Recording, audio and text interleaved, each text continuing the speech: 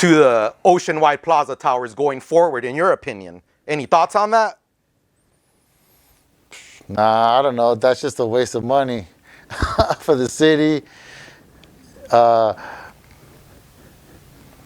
Just throw all the homeless in there. Let them live there. HERT, you've seen it all in your 30 years in graffiti culture. What are your feelings about today's culture? Do you see any differences, anything you'd like to see differently in today's modern era of graffiti? Any thoughts on that? I think they got it.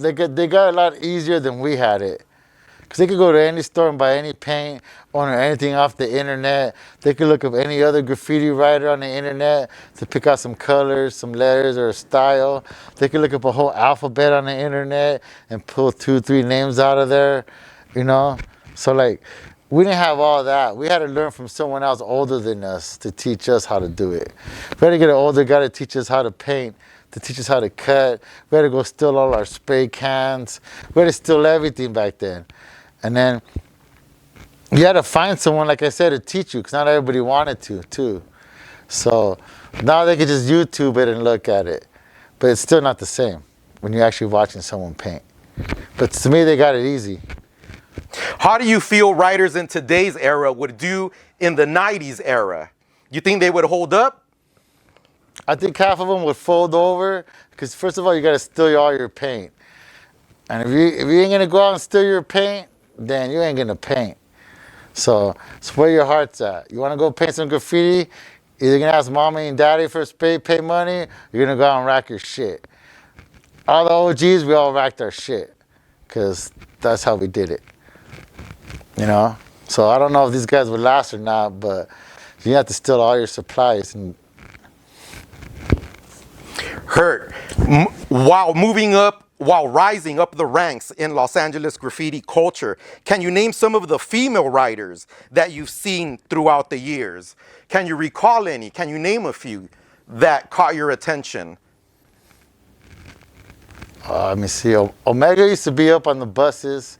She was up in Scribes. Chalk started hitting the buses.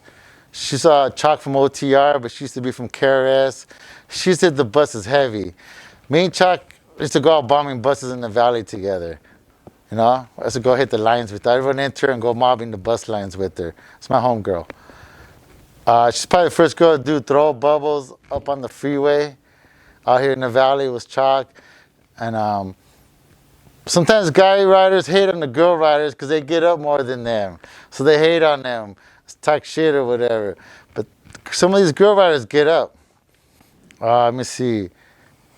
The homegirl Aspect got up a lot from MCPK now. Tribe got up a lot, painted with Tribe.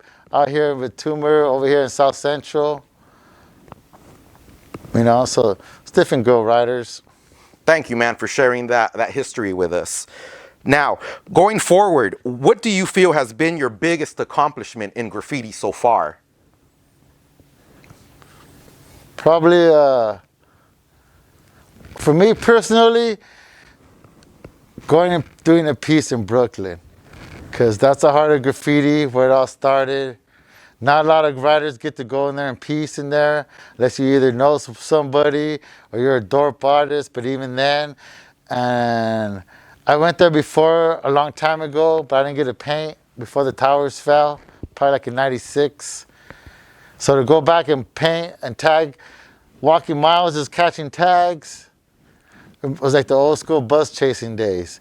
And then to drop a piece there with my boys, to me that was, I'm good with that. That's all stay with me right here, you know, because that's where graffiti started. So I got to throw a burner in Brooklyn, that's what's up. Nice, and also just happened recently, man. That's a great memory to have. What's been the toughest part of your graffiti career? Probably,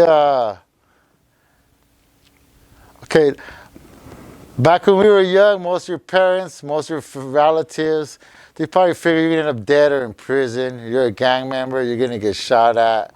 So pretty much most of your family's gonna turn their back on you because they're gonna just look at you a certain way because you're there tagging on the wall. You know what I mean? And that just goes with it, you know? A lot of graffiti writers come from broken homes. So You know, sometimes their crew member or the older elder in their crew might be their father figure for them. So might try to lead them in a good path. There's lots of hard things for graffiti writers, man. It ain't always fun and dandy games, you know what I mean?